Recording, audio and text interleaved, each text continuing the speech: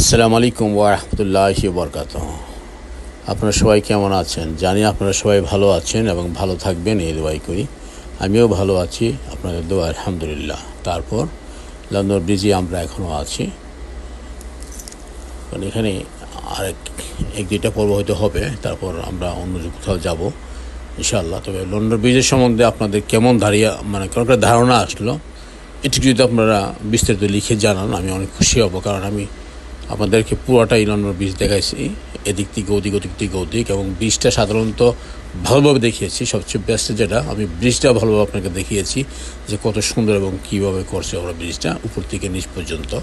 আর শুধু আরেকটা জিনিস বাকি আছে, যখন ব্রিজটা দুখণ্ড হবে, তার মাঝখানে শিপ যাবে, আবার যখন রাইডার রোড হয়ে যাবে, ওই জিনিসটা যখন তামাতে দেখাতে না পারবো, ততদিন তামাতে আমার একটা আকাঙ্ক্ষা থেকে যাবে যে এই জিনিসটা আমি চেষ্টা করব।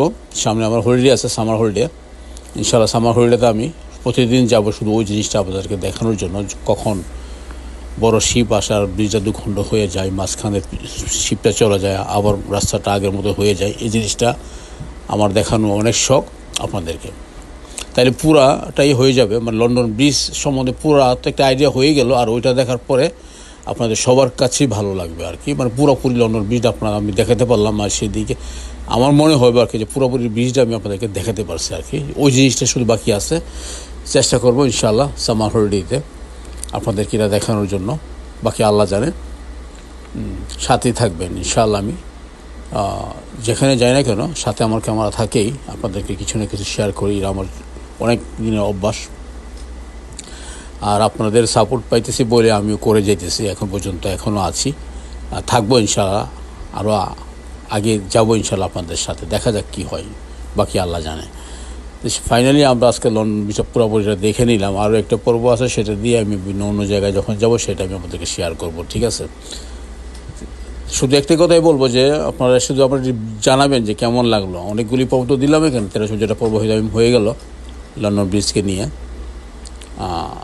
আশা করি মোটামুটি আপনাদের সবার একটা ধারণা হয়েছে, ব্রিজের আশেপাশে চতুর্পাশে কী আছে না আছে।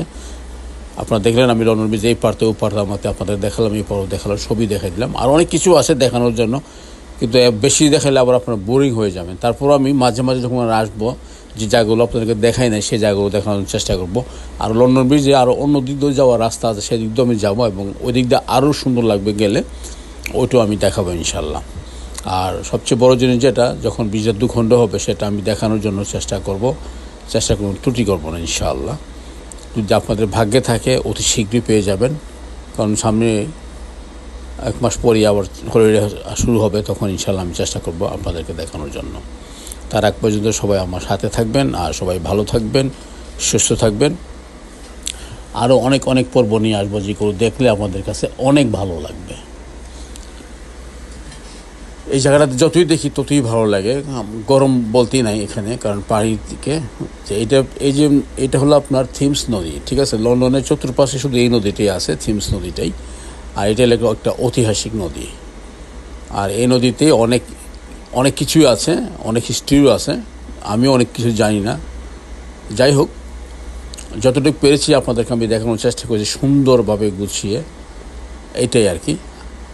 আর কেমন লাগলো সেটা আপনারা জানেন, আশা করি আপনাদের কাছে সবার কাছে ভালো লাগছে। আর আরও দেখাবো আগে ইনশাআল্লাহ, সুন্দর সুন্দর সাইট নিয়ে আসবো আপনাদের সামনে, সেগুলো দেখলে আরও ভালো লাগবে ইনশাআল্লাহ। তো এই জায়গাটা ছিল ওয়ার্ল্ডের একটা ফেমাস জায়গা, লন্ডন ব্রিজ, এক নামে সবাই চিনে এবং সবাই জানে। এই সেই ব্রিজ, লন্ডন ব্রিজ। তা আপনারা সবাই ভালো থাকুন, সুস্থ থাকুন। আবারও দেখা হবে আরও একটি পর্বে। আসসালামু আলাইকুম।